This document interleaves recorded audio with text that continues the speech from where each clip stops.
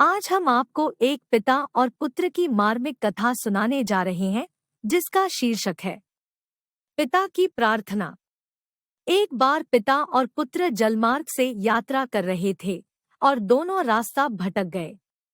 फिर उनकी नौका भी उन्हें ऐसी जगह ले गई जहां दो टापू आसपास थे और फिर वहां पहुंचकर उनकी नौका टूट गई। पिता ने पुत्र से कहा, अब लगता है हम दोनों का अंतिम समय आ गया है। दूर दूर तक कोई सहारा नहीं दिख रहा है।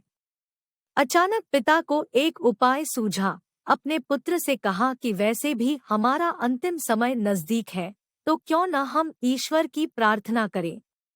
उन्होंने दोनों टापू आपस में बांट लिए, एक पर पिता और एक पर पुत्र, और दोनों अलग अलग टापू पर ईश्वर की प्रार्थना करने लगे।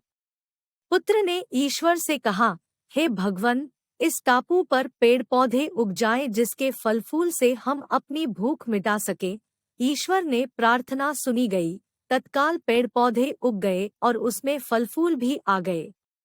उसने कहा, ये तो चमत्कार हो गया। फिर उसने प्रार्थना की, एक सुंदर स्त्री आ जाए जिससे हम यहाँ उसके साथ रहकर अपना परिवार बसाएं। तत्काल एक सुंदर स्त्री प्रकट हो गई। अब उसने सोचा कि मेरी हर प्रार्थना सुनी जा रही है, तो क्यों न मैं ईश्वर से यहाँ से बाहर निकलने का रास्ता मांगे लूं। उसने ऐसा ही किया। उसने प्रार्थना की, एक नई नाव आ जाए जिसमें सवार होकर मैं यहाँ से बाहर निकल सकूं। तत्काल नाव प्रकट हुई और पुत्र उसमें सवार होकर बाहर निकलने लगा। तभी एक आकाशवाणी हुई, बेटा तुम अकेले जा रहे हो, अपने पिता को साथ नहीं लोगे।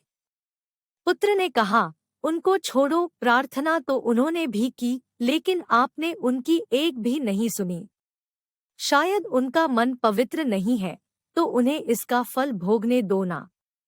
आकाशवाणी ने कहा, क्या तुम्हें पता है कि तुम्हारे पिता ने क्या प्रार्थना की। पुत्र बोला, नहीं।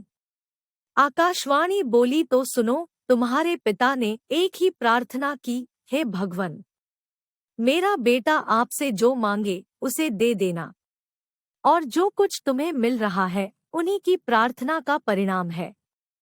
हमें जो भी सुख, प्रसिद्धि, मान, यश, धन, संपत्ति और सुविधाएं मिल रही है, उसके पीछे किसी अपने की प्रार्थना और शक्ति जरूर होती है, लेकिन हम नादान रहकर अपने अभिमानवश इस सब को अपनी उपलब्धि मानने की भूल करते रहते हैं। और जब ज्ञान होता है तो बाद में असलियत का पता लगने पर पछताना पड़ता है। इसलिए सदा अपने बड़ों का आदर व सम्मान करना चाहिए और उनका ख्याल रखना चाहिए।